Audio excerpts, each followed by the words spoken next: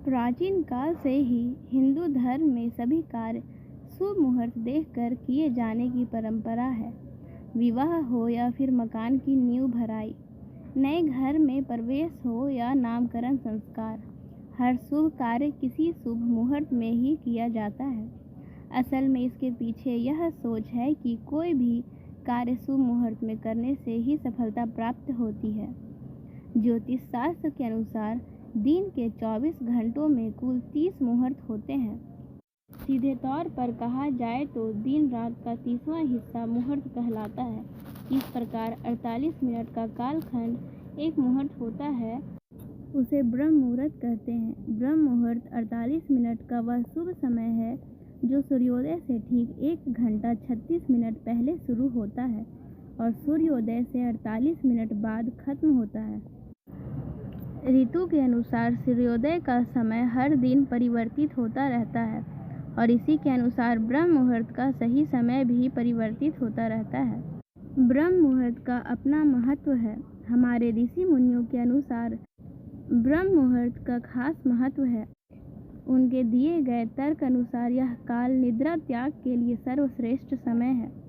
ब्रह्म मुहूर्त में उठने से विद्या, शक्ति, सौंदर्य, स्वास्थ्य एवं बुद्धि की प्राप्ति होती है। इस अवधि में निद्रा मग्न होना शास्त्रों द्वारा निषेध किया गया है। ब्रह्म मुहूर्त में पशु पक्षी जग जाते हैं, पंछी मधुर कलरव करते हैं, पुष्प खिल जाते हैं, मुर्गे अपनी बाग देना शुरू कर देते हैं। इस प्रकार प्रकृति भी चैतन्य हो हमें जागने का संदेश देती है।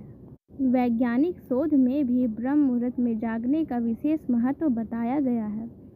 ब्रह्म मुहूर्त की अवधि में वातावरण में नवजात ऑक्सीजन की अधिकता होती है।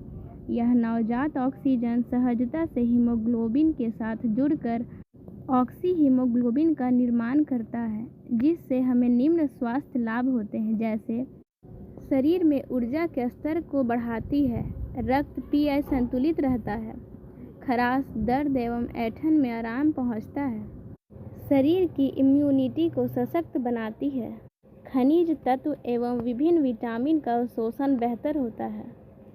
अब यह ध्यान देने की ज़रूरत है कि ब्रह्म मुहूर्त में क्या करना चाहिए और क्या नहीं करना चाहिए। तो आइए जानते हैं।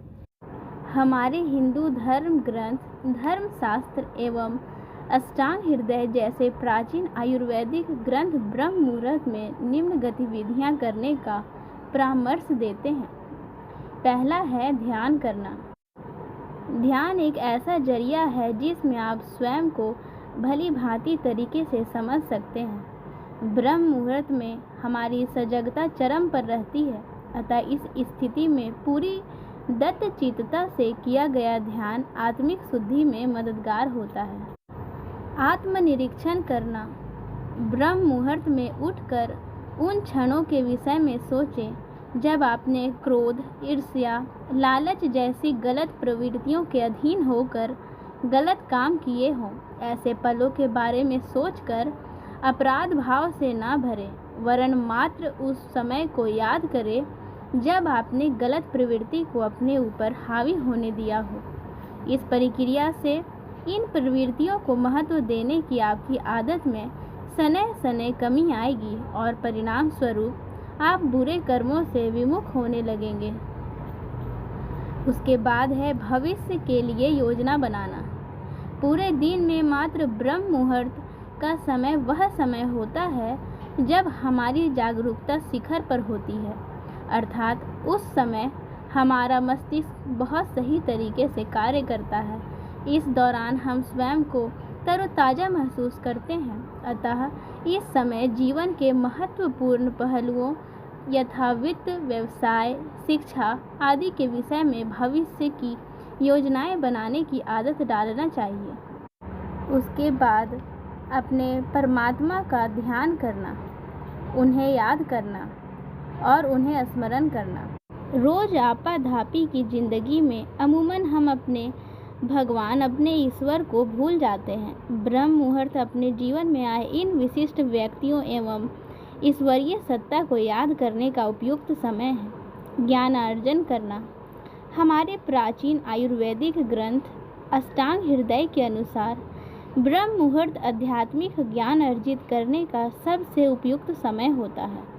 उस समय हम अपने सही और उचित ज्ञान के साथ सही ज्ञान अर्जन कर सकते हैं। धर्म ग्रंथों में पूजा पाठ करने का सबसे सही समय ब्रह्म मुहूर्त बताया गया है। इस समय पूजा पाठ करने से, सच्चे आस्था के साथ भगवान को याद करने से वह हमारी अवश्य सुनते हैं और हमारी इच्छा पूर्ण करते हैं। इसलिए इस वक्त पूजा करना सबसे सर्वश्रेष्ठ माना गया है और इस वक्त पूजा करने से आपको परम शांति की अनुभूति होती है। अध्ययन करना। कई छात्रों को कहा जाता है कि सुबह के समय पढ़ने लिखने से हमारी स्मृति में वह बहुत जल्द ही प्रवेश कर जाती है। छात्रों के अध्ययन के लिए ब्रह्म मुहूर्त सबसे बेहतर समय बताया गया है। छात्रों के लिए इससे अच्छा समय और कोई भी नहीं है। यह समय शांत वातावरण, ताज़ी हवा एवं शांत मनोमस्तिष्क से अध्ययन करना और अपने अनुभूति में, अपनी स्मृति में उचित बातों को डालने से वह जल्द ही प्रवेश करती है और हमारे मस्तिष्क में लंबे समय तक वह याद रहती है। इसलिए यह समय बेहद ही प्रभावी बताया गया है। यह समय शांत वातावरण का होता है, जिसके कारण हमारे मनोमस्तिष्क बहुत ही मजबूत हो जाते हैं और वह हमारे पढ़ाई के लिए, अध्ययन के लिए बहुत ही सही होता है।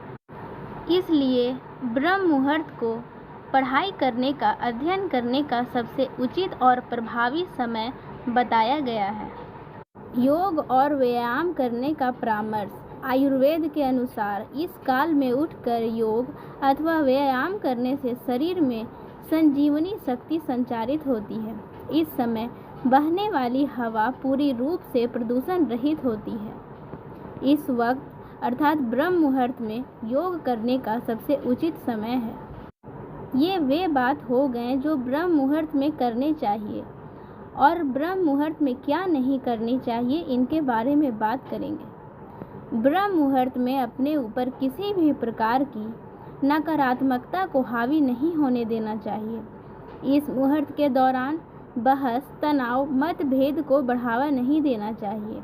इन सब से बच कर रहना चाहिए और अधिक से अधिक भगवान का, ईश्वर का, प्रभु का स्मरण करना चाहिए और जहाँ तक हो सके अपने इष्ट देव का स्मरण करते रहना चाहिए। इस समय भोजन, मादक पदार्थों का सेवन, यात्रा आदि को वर्जित माना गया है।